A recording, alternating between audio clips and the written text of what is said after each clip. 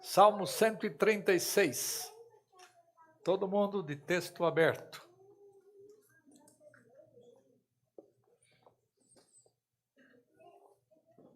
Todo mundo. Se a sua versão é diferente da minha, que é a ARA, revista e atualizada, você vai repetir sempre a segunda parte de cada verso, tá? Todo mundo em coro, a segunda parte de cada verso. Eu cito a primeira e vocês respondem em coro a segunda. Vocês vão, mas vocês não vão cansar porque é bom falar das misericórdias do Senhor, tá? Diz assim a Escritura: rendei graças ao Senhor porque Ele é bom. Rendei graças ao Deus dos deuses. Rendei graças ao Senhor dos senhores. E aí continua sem a expressão rendei graças, mas contém. Rendei graças ao único que opera grandes maravilhas. Rendei graças àquele que com entendimento fez os céus. Rendei graças àquele que estendeu a terra sobre as águas. Rendei graças àquele que fez os grandes luminares. Rendei graças porque Ele fez o sol para presidir o dia. E a lua e as estrelas para presidirem a noite. Rendei graças àquele que feriu o Egito nos seus primogênitos. Rendei graças por aquele que tirou a Israel do meio deles. Com mão poderosa e braço estendido. Rendei graças àquele que separou em duas partes o mar vermelho, porque a sua misericórdia, porque a sua misericórdia dura para sempre. E por entre elas fez passar a Israel. Mas precipitou no mar vermelho a Faraó e os seus exércitos. Rendei graças àquele que conduziu o seu povo pelo deserto. Rendei graças àquele que feriu grandes reis. E tirou a vida a famosos reis. A Seom, rei dos amorreus. E a Og, rei de Bazã. Cujas terras deu em herança em herança a Israel, seu servo. A quem se lembrou de nós em nosso abatimento. E nos libertou dos nossos adversários. E dá alimento a toda a carne. Juntos. Ó, tributai louvores ao Rei dos céus, porque a sua misericórdia dura para sempre. Vocês nunca falaram de misericórdia de uma vez assim, tantas vezes, né? Quando lemos este salmo, nós descobrimos que Deus é de tal forma que nós nos tornamos fortes quando os eventos de tristeza sopram contra nós. Isto que é uma boa teologia faz. Quando você tem consciência de quem Deus é, das suas grandes e múltiplas misericórdias, então você aprende a descansar na administração delas. E o Salmo 136, algumas vezes, é chamado o Salmo de Ação de Graças ou o Salmo das Aleluias, porque ele não contém nenhuma petição. Ele não contém nenhuma reclamação.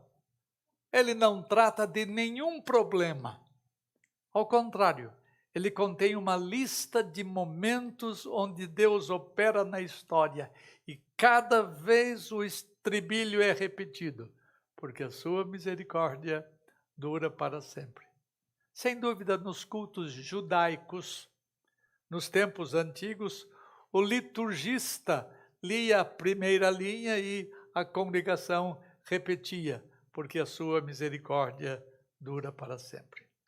Então, o primeiro ponto que eu quero falar neste salmo todo, eu vou expô-lo, mas de uma maneira que vocês vão aguentar, porque não vai passar muito tempo, é a ação de graças pelas misericórdias do Senhor, porque Ele é bom. Os 3 primeiros versos, tenha-os em mente aí, os 3 primeiros versos apontam para as razões pelas quais nós devemos dar graças a Deus de uma maneira literal. Diz lá, Jeová, isto é, Jeová, é para sempre misericordioso. Rendei graças ao Senhor, porque a sua misericórdia dura para sempre. E este mandamento expresso pelo salmista é muito sério, por isso ele é triplicemente repetido. Rendei graças, rendei graças, rendei graças. Na verdade, ele é repetido 26 vezes em forma de elipse. Isto é, está inclusa a ideia de render graças. E é o mínimo que nós podemos oferecer a Deus. Você não tem o que oferecer a Deus, senão sacrifícios de ação de graças. É isso que a Bíblia fala. E esta atitude deve ser feita para os sentimentos ou pelos sentimentos mais profundos de nossa alma. A misericórdia do Senhor é expressa de muitas maneiras. Uma delas que eu comecei a comentar com os meninos aqui, é que Ele manifesta a nós, na sua misericórdia, o seu poder para perdoar. Porque para perdoar tem que ter poder. Não dá para você pegar alguém que ofende você, alguém que machuca você simplesmente deixar de lado tudo o que aconteceu. Deixar de lado toda a dor que aquela ofensa traz. Tem que ter poder sobre si mesmo para perdoar.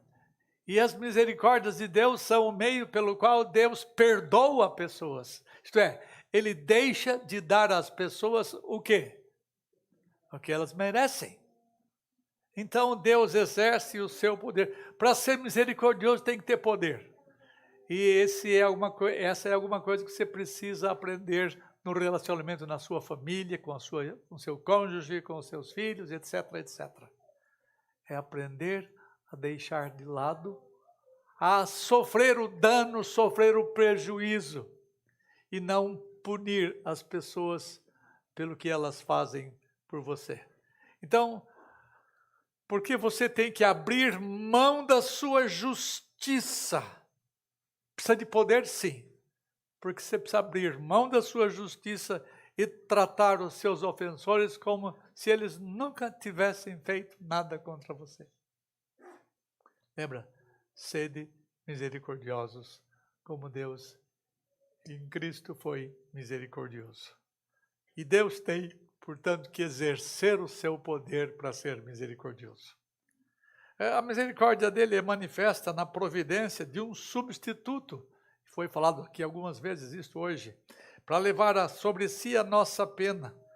Como santo que Deus é, Ele não poderia abrir mão da sua justiça. Porque se Deus abrir mão da sua justiça, Ele fica como as autoridades nossas. Os caras pintam e bordam, fazem o que querem, e ninguém bota a mão neles. Quando alguém bota a mão neles, o outro tira. Quando alguém vai preso, outro liberta. Deus não é assim. Ele não condena para depois libertar. Ele não condena, porque Ele condena outro no lugar. Porque Ele é misericordioso, tá? E a misericórdia dEle é manifesta na sua capacidade de não nos tratar segundo os nossos pecados. Por isso, Ele nos olha em Cristo Jesus, o nosso substituto.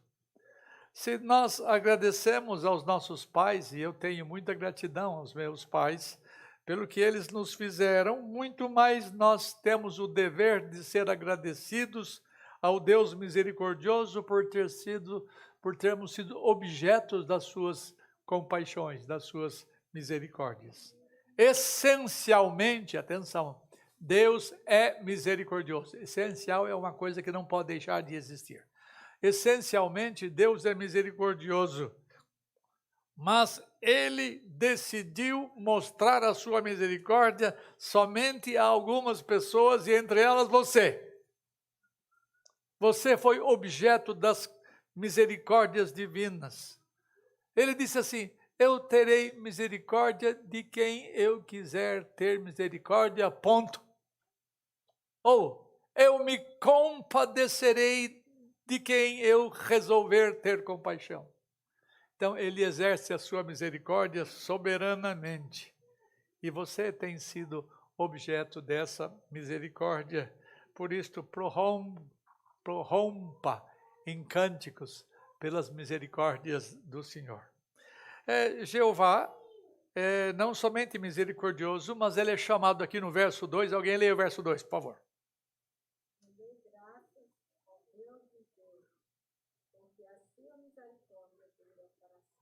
Jeová é chamado de quê aí? Deus dos deuses. Tá? E quando o salmista fala do seu Deus, ele o coloca acima de todas as divindades dos povos pagãos por causa da sua autoridade, por causa do seu domínio, por causa da sua independência, por causa da sua imutabilidade, etc, etc.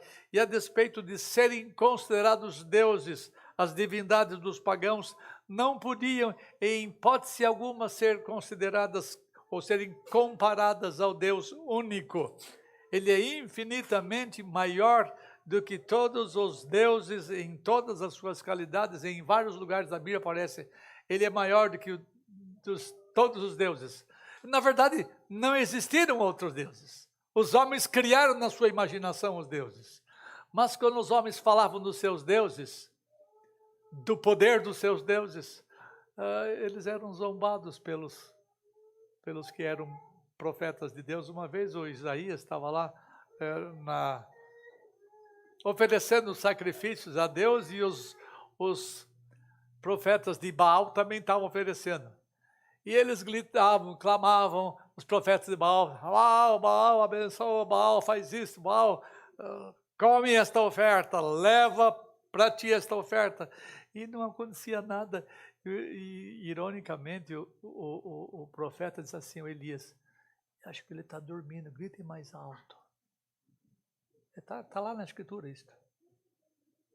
Deus pegou aquelas ofertas oferecidas pelo profeta, ele tomou para si.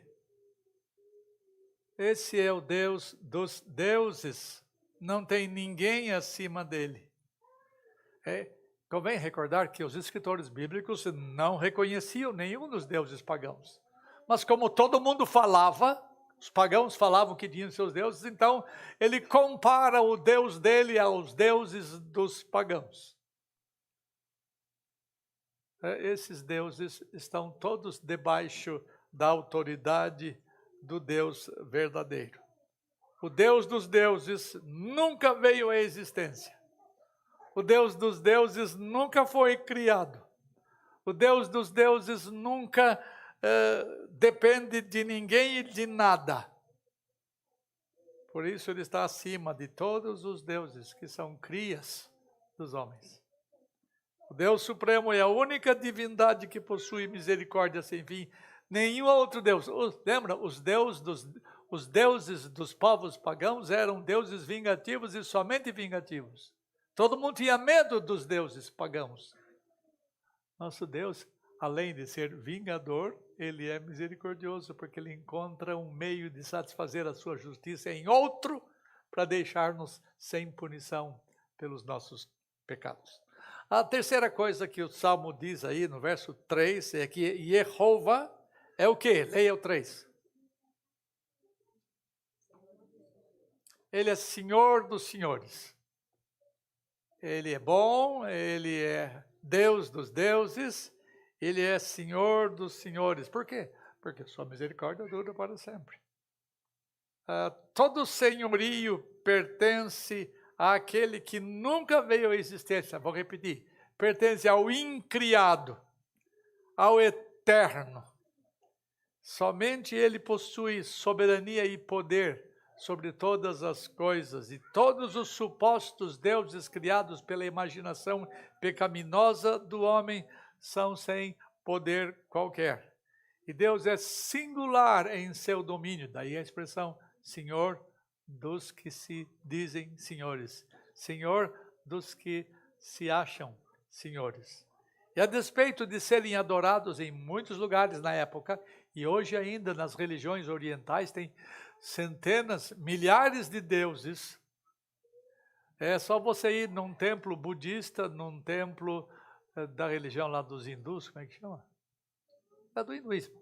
Tem Deus que não acaba mais. E turma rica de Deus. Mas e turma pobre de espírito. Cega, sem entendimento qualquer.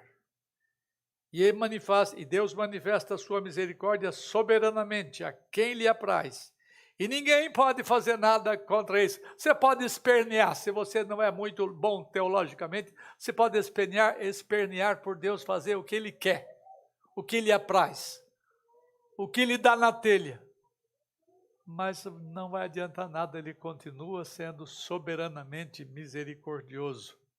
Os homens podem se revoltar contra a soberania do Senhor dos Senhores, mas eles não podem fazer nada para contrariar a manifestação soberana da sua misericórdia, porque Ele está acima dos pensamentos e das opiniões dos homens sobre si.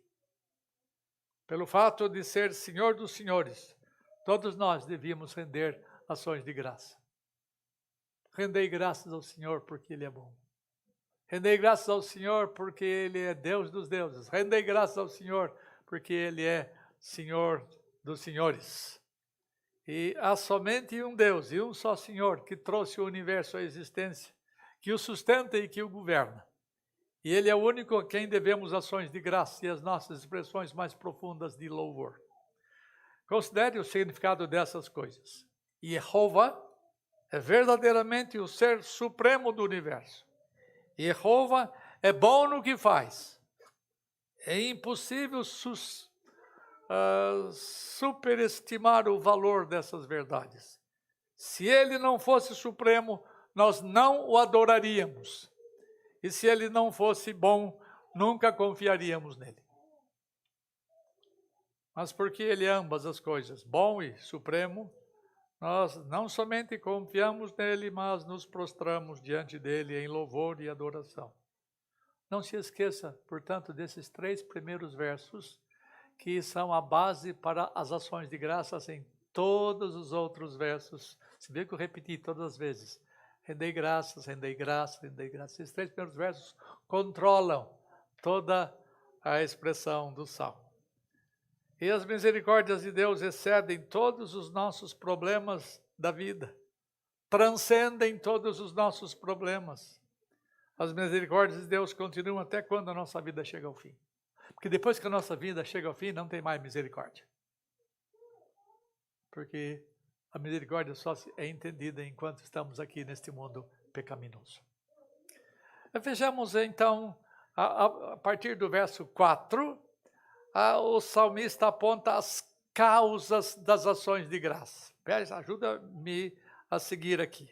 Primeiro, ele fala da criação, no 1 a 3. Tá? No 4 a 9, ele fala da redenção. E no 10 ao 26, ele fala da caminhada pela vida. Tá? Então, primeiro ponto nesse segundo ponto, primeira subdivisão.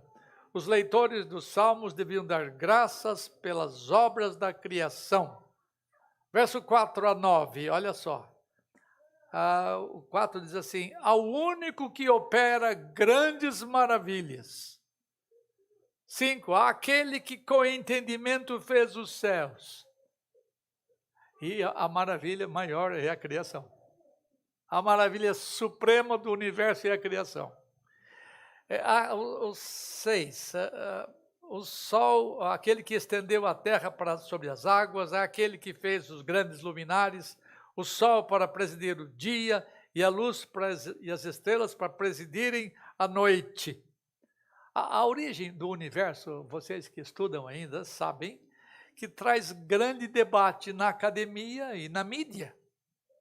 Todos emitem opiniões, Mas você conta nos dedos quem se levanta na universidade para bater de frente contra o status quo das opiniões dos homens. Poucos saem em defesa do que a Escritura diz sobre a origem de todas as coisas. Por que eles fazem isso? Porque a Escritura bate de frente com o pensamento dos homens, porque a Bíblia dá honra, ou traz honra ao Deus vivo, ao Deus único, o originador de tudo, mas a teoria da evolução, e desculpe se você é evolucionista, desculpe nada, você se lasque por você ser evolucionista, porque a teoria da evolução desveste Deus de todo o seu poder, de toda a sua inteligência, de toda a sua soberania. A teoria da evolução é um pensamento que mostra a cegueira espiritual dos homens. E aquele que sustenta a teoria da evolução não tem propósito nesta vida, não sabe responder às perguntas que eu vou fazer daqui a pouco. Eu vi alguém com uma t-shirt, como é que chama isso? Regata, camiseta, com os seguintes dizeres: eu creio na teoria do Big Bang. Aí eu pensei, eu também creio, mas de um modo diferente. Deus falou e bang, tudo veio a existir. A origem do universo aconteceu pela palavra poderosa de Deus. Olha o que Hebreus diz no capítulo 11. Pela fé nós entendemos que o universo foi feito pela palavra de Deus, de maneira que o visível veio a existir das coisas que não aparecem. Então, tudo que existe, visível e invisível, coisas físicas e coisas não físicas, é produto da palavra do Todo-Poderoso. Nada acontece por acaso, ou nada acontece porque está escrito nas estrelas. Nada evolui a ponto de seres inteligentes aparecerem de coisas não inteligentes. Não podemos crer numa mutação randômica, como você gosta de falar, numa motivação casual. Não existe isto. Existe uma mente superior, inteligente, que trouxe todas as coisas à existência.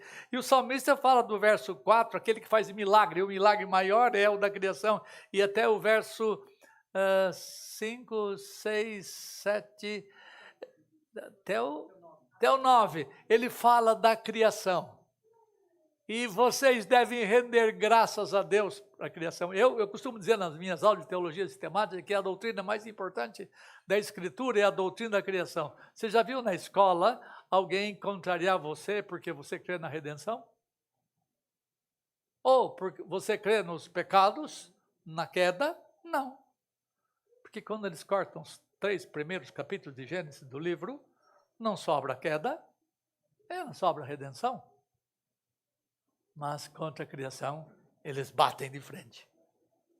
O que incomoda a eles é o fato de todas as coisas virem à existência sem que houvesse uma ação, exceto a do originador do universo. Se você deixar Deus de fora, você nunca vai entender as origens, você nunca vai entender a verdade a respeito do universo. A fim de entender as origens e a verdadeira história do universo, você deve começar com o entendimento de Deus, como Ele se nos revelou em sua palavra. Comece com esse grande princípio da criação. Então você começará a ter uma base firme para o restante da sua crença. Se você começar em outro lugar qualquer, você se afundará na areia movediça da descrença humanista. Então, faça 3 perguntas. Desafie os seus colegas de escola, de trabalho, de vizinhança, seja lá quem for. 3 perguntas. A eles responderem 3 perguntas. Primeiro, de onde eu vim? Segunda, por que eu estou aqui? Terceiro, para onde eu estou indo? Eles não têm resposta para essas coisas. Porque no universo que eles creem espiritual, não há nada fora do físico. eles não têm resposta para essas perguntas, e essas perguntas merecem resposta. Entretanto, você não terá resposta se você deixar Deus de lado na sua vida. Eu li um pregador que estava fazendo uma palestra sobre esta matéria numa universidade da China, com muitos estudantes, e durante esse tempo de perguntas e respostas após a preleção, um estudante disse que ele nunca tinha levantado essas coisas para si. Ninguém levanta essas perguntas aí fora. Ninguém quer saber de onde eu vim, para que eu estou aqui, para onde eu vou. São perguntas irrespondíveis, por isso que eles não fazem. São perguntas importantes que nos forçam a nos confrontar com as questões mais básicas da existência. Se não viemos de nenhum lugar e não estamos indo para lugar nenhum, então por que viver 60, 70, 80, 90 anos neste planeta? Qual é a finalidade de viver aqui? Por que não apenas comemos e bebemos e nos congratulamos até que morramos? Desafio-os a responder essas perguntas. Procure as respostas para essas 3 perguntas você mesmo. E faça com que a vida tenha significado para você, se você começar com Deus, para responder as suas perguntas. Estude sobre os começos e conheça aquele que fez todas as coisas começarem a existir. Segunda verdade. Os leitores do Salmo deviam dar graças pela redenção no Egito. Lembrem, os leitores primeiros desses salmos eram judeus, eram israelitas. Eles foram os primeiros leitores dos salmos. Eles conheciam a história da libertação do cativeiro do Egito e por isso eles deviam dar graças ao Senhor. Foram grandes os milagres que tiveram a ver com a redenção do Egito. E eu não tenho tempo para mencioná-los todos, nem muito menos estudar cada um deles. Mas veja 2 razões pelas quais eles deviam dar graças. No capítulo 136, 10 a 15, diz assim: rendei graças àquele que feriu o Egito nos seus primogênitos. No outro verso. E tirou a Israel do meio dos egípcios. No outro verso. Com mão poderosa e braço estendido. Aquele que separou em 2 partes o mar vermelho. E por entre elas fez passar a Israel. Do 10 até o 15. Ele está mostrando que nós devemos ter os olhos voltados para a história. Nunca se esqueça do que Deus fez lá atrás, para você enxergar o que Ele vai fazer lá na frente. A libertação do cativeiro até a passagem do Mar Vermelho é cantada muitas vezes em prosa e em verso nas Escrituras. E essa vitória é o símbolo da vitória final do povo de Deus diante daqueles que vêm para atacar.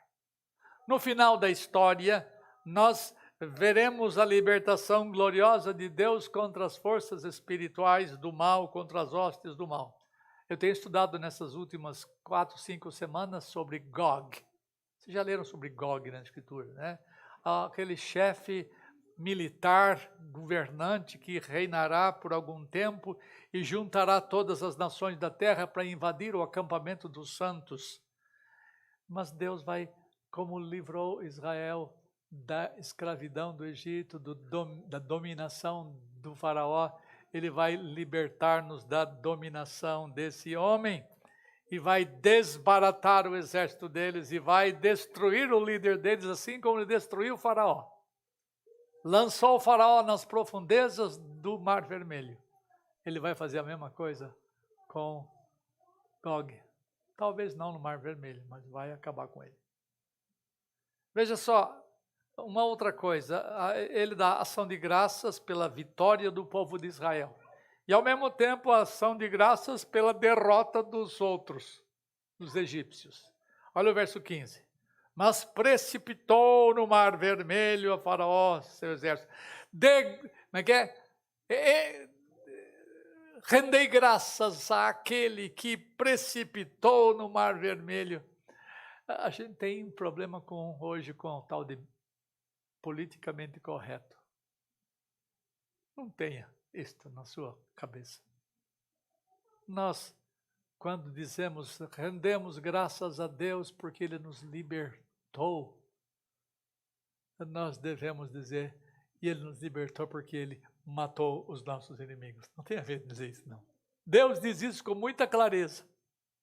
Deus nunca teve problema de falar dos seus inimigos, assim como não teve problema de abrir o mar e fazer o seu povo passar, e logo depois que o povo passou, a turma que entrou atrás, o mar cobriu.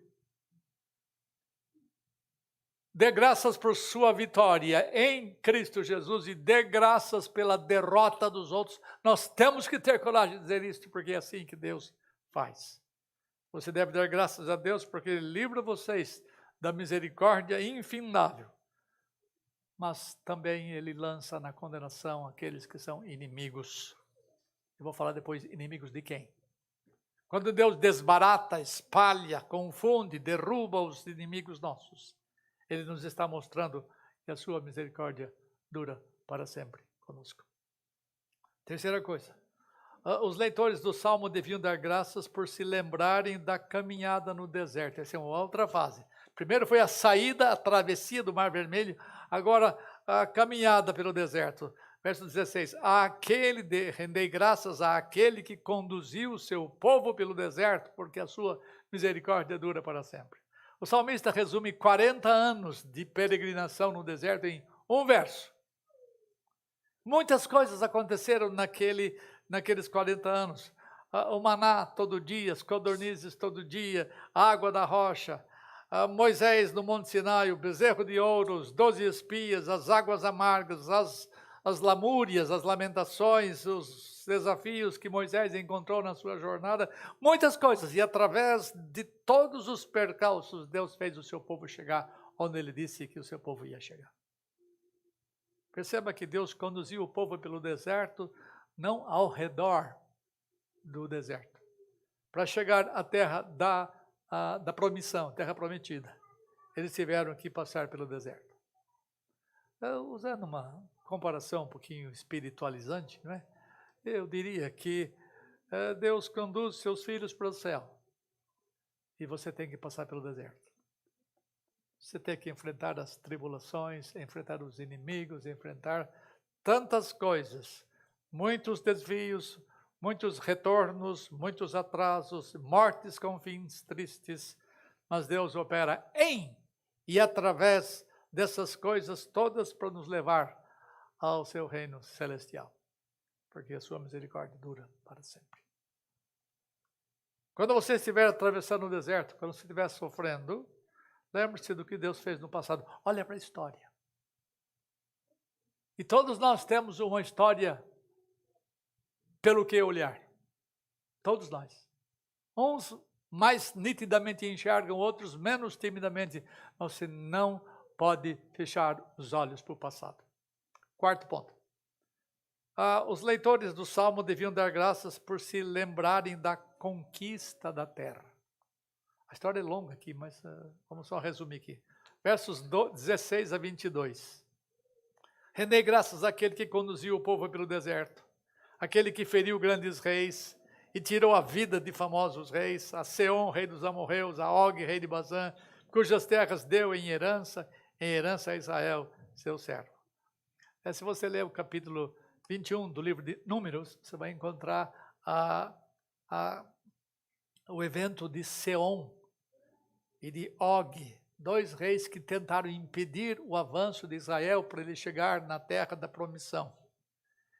E eles se recusaram a dar passagem ao povo, então Deus interviu fantasticamente e Israel acabou vencendo os exércitos dos amorreus ou amoritas.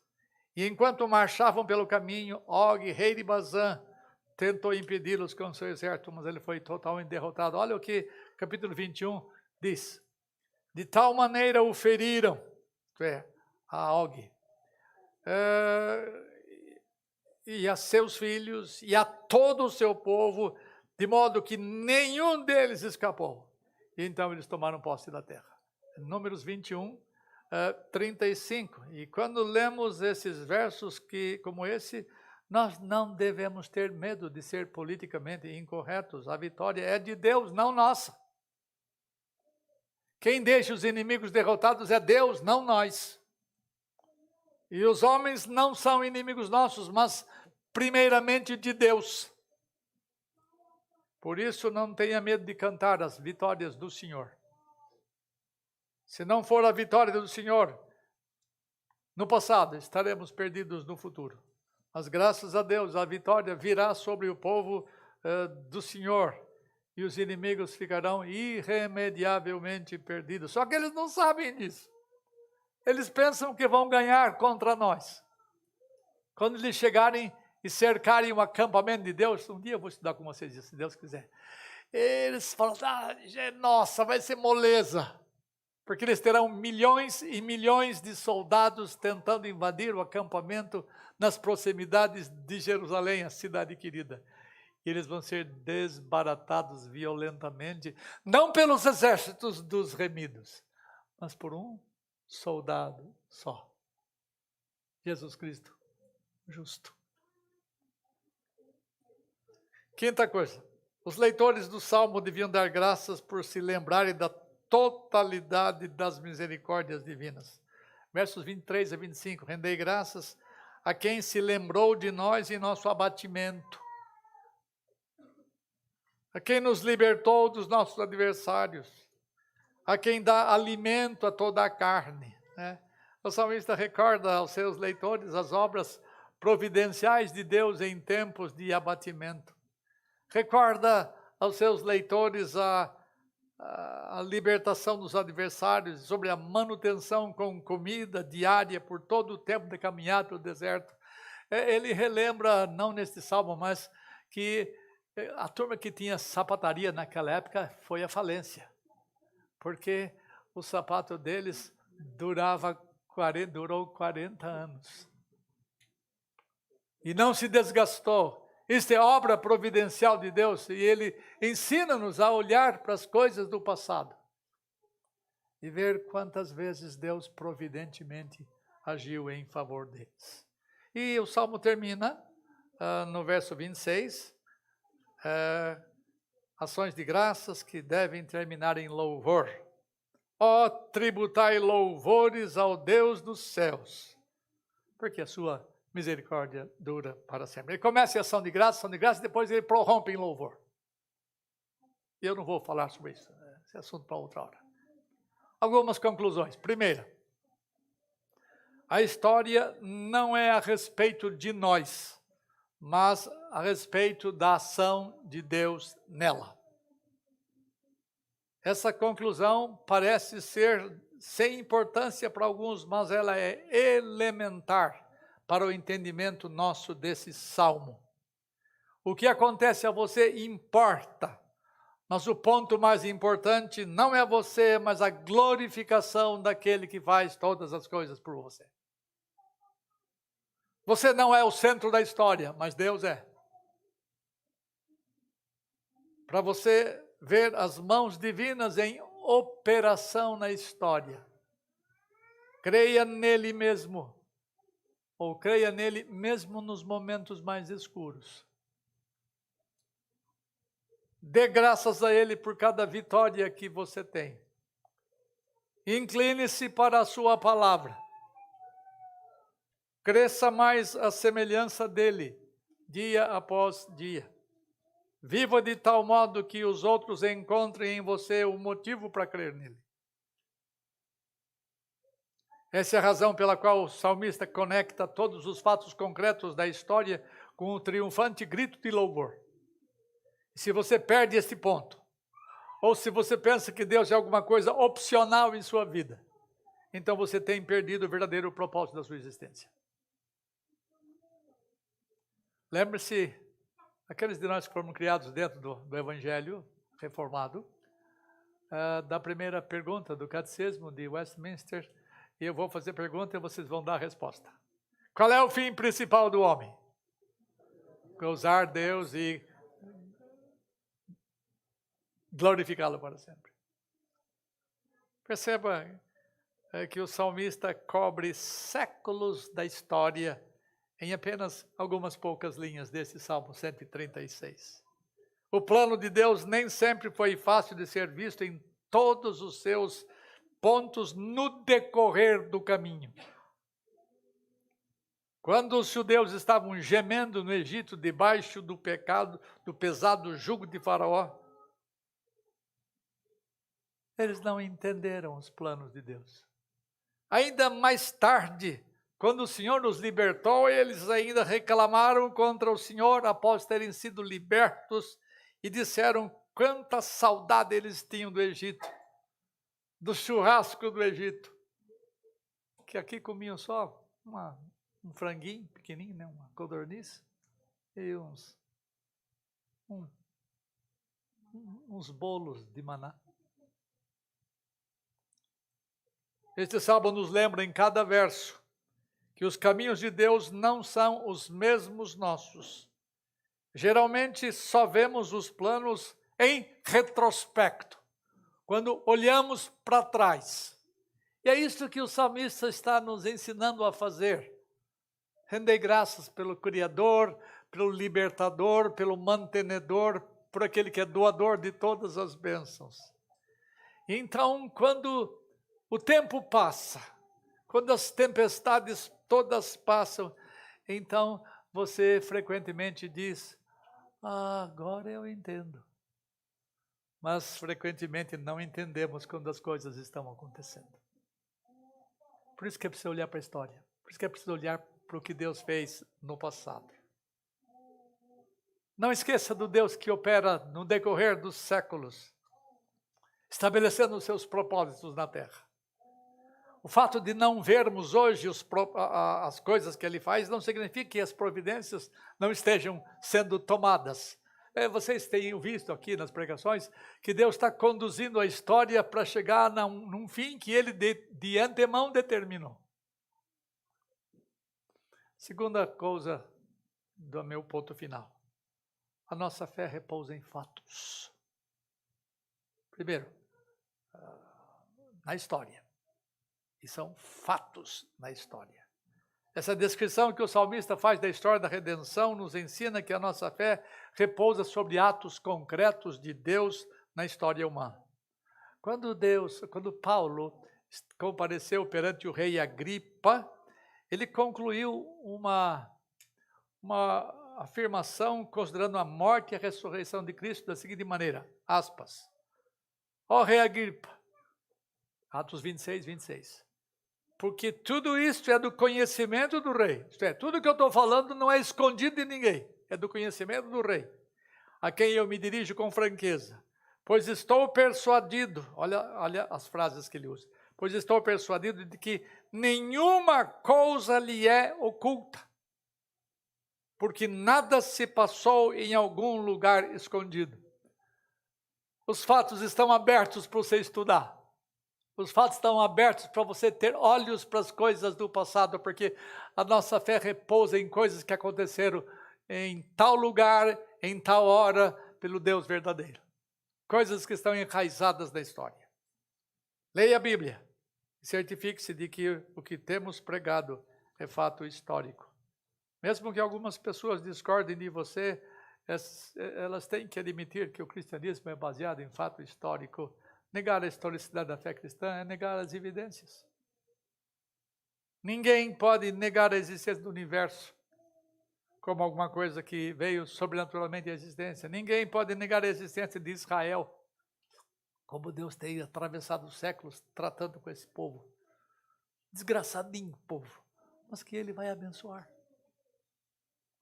Ninguém pode negar os milagres e as profecias sobre o Messias. Ninguém pode negar as mudanças que Deus tem feito na vida de milhões de cristãos. Ninguém pode negar a vitoriosa ressurreição de Jesus Cristo. Tudo isso é fato histórico. Nada aconteceu escondido. Nada aconteceu em algum recanto que ninguém possa pesquisar. Terceira coisa, não se esqueça, e última, de que a misericórdia do Senhor dura para sempre. E nós repetimos isso 26 vezes. 26 vezes. Quando você estiver a ponto de desanimar, escreva essa sentença em algum lugar onde você possa ler, onde você possa ver. Ponha lá no espelho do seu banheiro. Se chegar de manhã, porque a misericórdia do Senhor dura para sempre. Escreva de tal forma que você seja sempre confrontado e lembrado dessa verdade. Quando o diabo cochichar no seu coração e em seu ouvido a respeito de você ser um perdedor, enfrente-o dizendo: a misericórdia do Senhor dura para sempre. Quando o mundo colapsar ao seu redor, levante firme a sua fronte e grite para todos ouvirem, porque a misericórdia do Senhor dura para sempre. Quando você estiver diante de situações onde as sombras parecem mais escuras, relembre-se das misericórdias divinas renovadas a cada manhã, não se esqueça delas. Quando você perceber os prognósticos negativos sobre o futuro, não se esqueça das misericórdias do Senhor. Elas jamais abandonarão você, porque diz a Bíblia, elas duram para sempre. Elas são renovadas cada manhã. Portanto, repita constantemente esta frase. Atenção, esta frase, porque a misericórdia dura para sempre, não é um mantra, mas uma verdade inegável, que aponta para a existência presente de Deus na sua vida hoje. Memorize esta frase quando você for tentado a se desesperar. Pondere sobre esse pensamento, porque a misericórdia do Senhor dura para sempre. Fixe a sua mente no Senhor Jesus Cristo. Não importa o que venha a acontecer nos anos que se seguem. Você vê horizontes enegrecidos e eles ficarão cada vez mais escuros. Mas nós temos que olhar para o que foi feito no passado, a fim de que nós vejamos no final a vitória dele. E nós seremos os beneficiários dela.